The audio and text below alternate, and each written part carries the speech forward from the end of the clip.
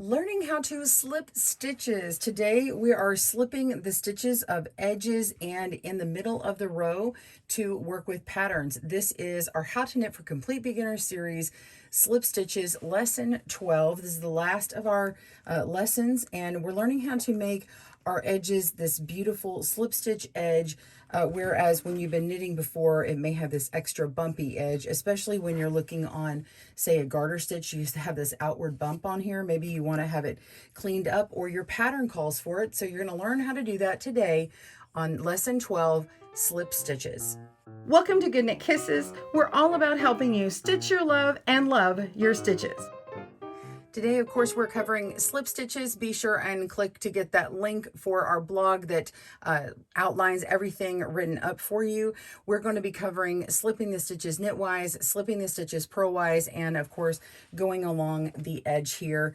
And I'm going to show you in a couple of different examples. In our previous lessons, we have covered knitting, knit a knit stitch here to make garter stitch, also learning how to purl so we can get stockinette, and then also our rib stitches, so you can get those lessons down at the links below as well and work up your own first sample so that you can try our examples on here. Let's jump into learning how to slip purlwise and slip knitwise. Slipping stitches is a very common practice in patterns, and there is a particular way that's standard, and it will just say slip the stitch, and it won't say if you do it knitwise or purlwise. So you may have said, well, it says slip the stitch, but I'm very confused. Well, let's set the stage for that. So when we want to move one stitch over to our working needle, the easiest thing for us to do is just directly put tip to tip, put our working needle into the front of this very first stitch. We just pop it in there, just slide it right in and then slide it over. It's very easy and simple and fast to do. That actually is the standard way to do it. So you're just sliding it right over. It's called slipping the stitch purlwise technically because this is the way you would approach it if you were going to purl that stitch. If I was going to put my yarn in the front and put my needle in to start purling, it's setting that stitch up in that direction, and that is why we call it purlwise.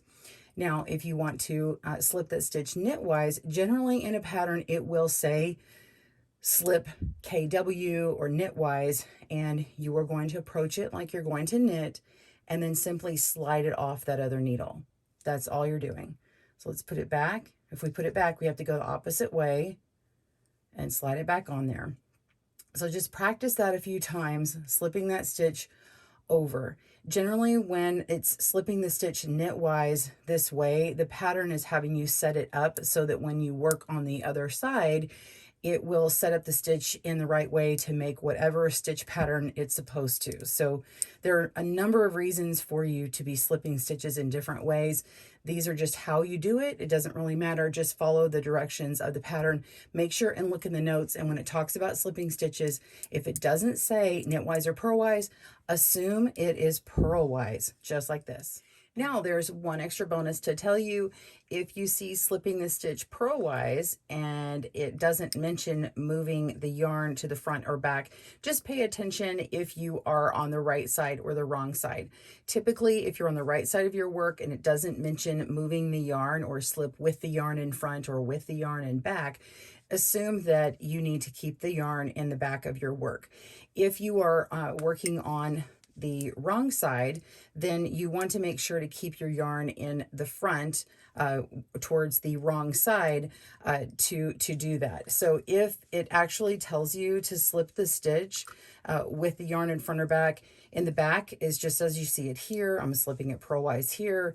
Then maybe it might say, so if it just says slip the stitch and you're on the right side, then you just slip it like that. And if it then says slip the stitch purlwise with yarn in front, then you can place the yarn in front or slip with yarn in front, and then you slip that stitch over, and then it might say knit the next stitch. And so when you go to the back to knit the stitch, what happens is you get a little blip of yarn here. You get an extra yarn over in front of this. So this yarn that's held in front of this stitch is part of the next stitch pattern that you're creating. So that's done with a purpose. All right, now that we've covered that, let's move on. Let's do slipped stitches on the edge with stockinette. So normally when you're knitting, you are working the right side with knit stitches, and then the wrong side, you're working all the stitches in purl. But if you want to have an edge that looks like this, where the edge is nice and pretty, it looks like these uniform V's here on this side, and on this edge over here, you see it's still stockinette, it's still curling, but this edge here is nice and pretty. If you want to do that, then you will begin by looking at your stitches. Just read your stitches. Now you can see that this one here, if I go straight in knitwise and start knitting that stitch, it turns and twists this yarn this way, right? So let's look at my stitches I already have here. So I've already got them set up in the right way. So you can see if I just slip this stitch, just as if I was knitting, but don't actually knit it, and turn, it lines all of these up in the right directional way. So on this knit row, I'm going to leave my yarn in the back. You can see where it's coming from here. We're going to slip that stitch knitwise and then knit the remaining stitches.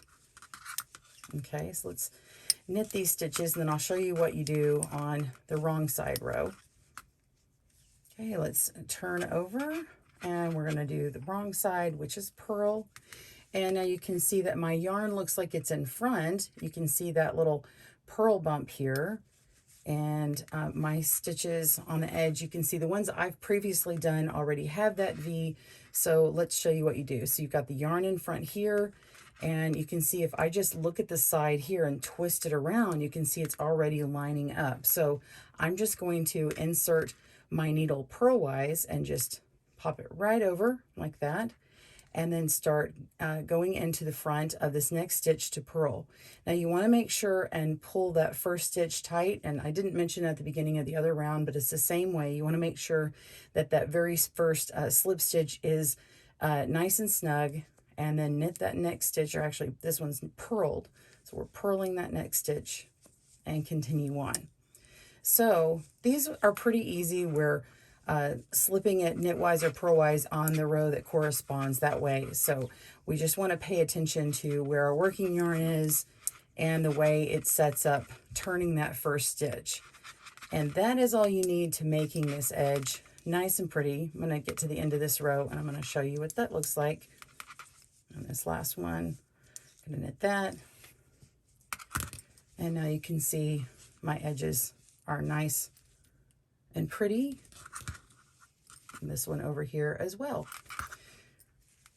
All right, let me show you how to make it in garter stitch. All right, garter stitch, you can see my original sample here has these big bumps. They're just an extension of the ridge, and they just stick out quite a bit. Now, some people just really aren't a fan of that, and they just want to make theirs all with a slipped edge. And some patterns will call for it. They might call for only one edge to be slipped. And so you'll just need to pay attention to your knitting pattern. But this is how I'm got it going right here. So let's look at this sample right here. I think I have about 13 stitches here. Now I've got about 12. So it doesn't really matter. They all end and begin the same way. So the same thing over here. Now that we saw the stockinette sample, it's going to be a little bit clearer, but you can see how I've got all my stitches lined up here. I'm starting by going purlwise, and you see my yarn is in the front. So remember what we did on that purlwise row, or that purl row before in stockinette. I'm slipping my needle in purlwise, and then I'm going to move my yarn to the back from here, but I need to go in between these two stitches, because if I go around to the side, I'm going to create an issue there. I'm going to create an extra amount of yarn on the outside, and I don't want that. So I'm going to tighten that up and put my yarn in between these two, placing my yarn in the back, and then I'm going to continue by knitting my row. Okay, so when we turn, it'll look similar. Let's just show you how this goes. So we're knitting along, go to the very end.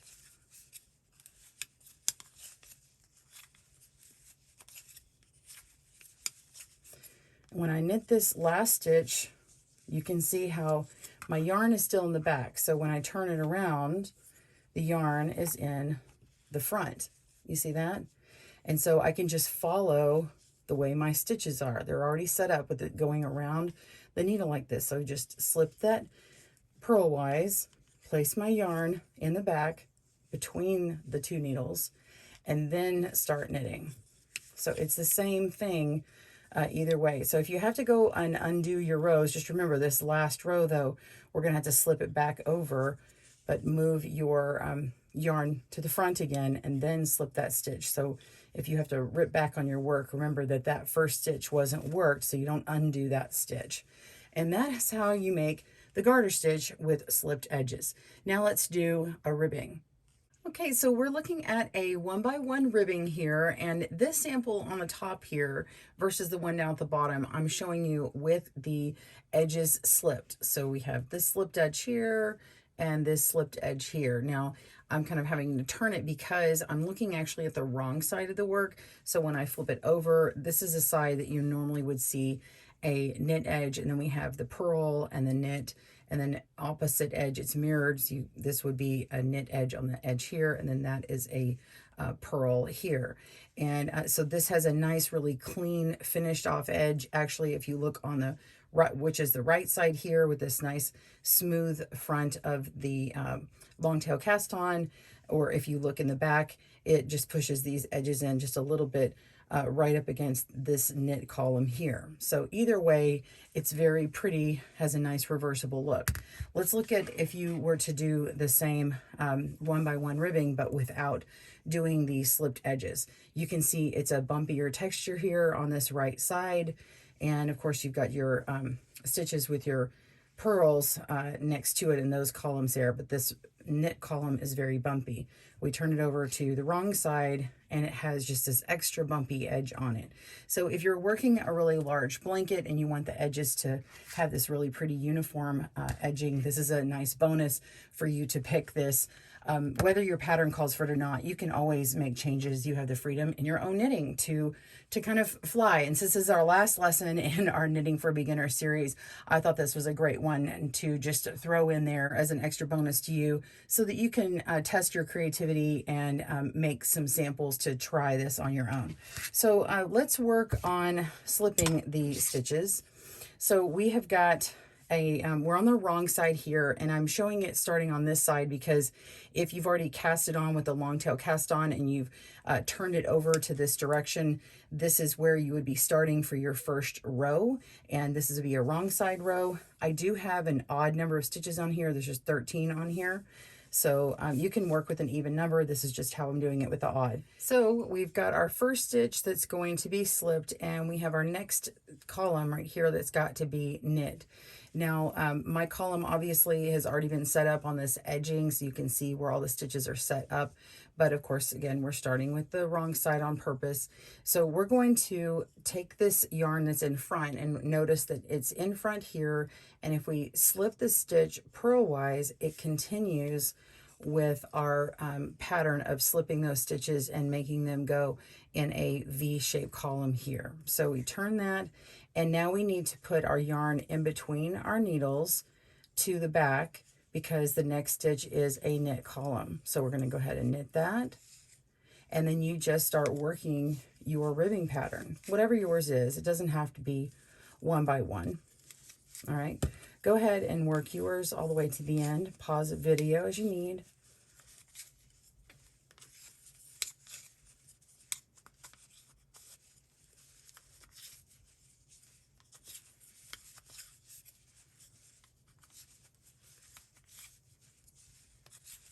All right, coming to the end. And my last stitch is going to be purl because this is an odd number of stitches. And turn that over. My yarn is at the back, but now when I turn around, it's in the front here. And if I slip my stitch purlwise, you'll see that it will include this little purl bump here, which I don't want. But I put my yarn towards the back and go ahead and go in knitwise. It sets it up in the right position for that little column of V's. Cool, right? And now my yarn is in the back, so now we need to put our yarn in between these two needles to the front because our next column is actually a purl column. And there we go. We're going to purl that and then knit the next one and continue on. And that's all there is to it. So now you know how to slip your edges on your ribbing. I hope that's helped you today, learning how to slip your stitches in the middle of the row or on your edges on these different types of projects. And I hope you've enjoyed our series so far. This is the end of our series. We're wrapping it up, but we do have all those tutorials and patterns that we've come up with for this series. So be sure and visit our links and blogs for that information. I have really enjoyed this with you. I hope you join me for many more videos to come and all the tutorials we already have on this channel. Be sure to check out our beginner playlist, which has even more videos in expanding your learning and learning how to stitch your love and love your stitches. This is Kristen signing off. Happy knitting. Thanks for joining us today, where we help you stitch your love and love your stitches. See you again soon.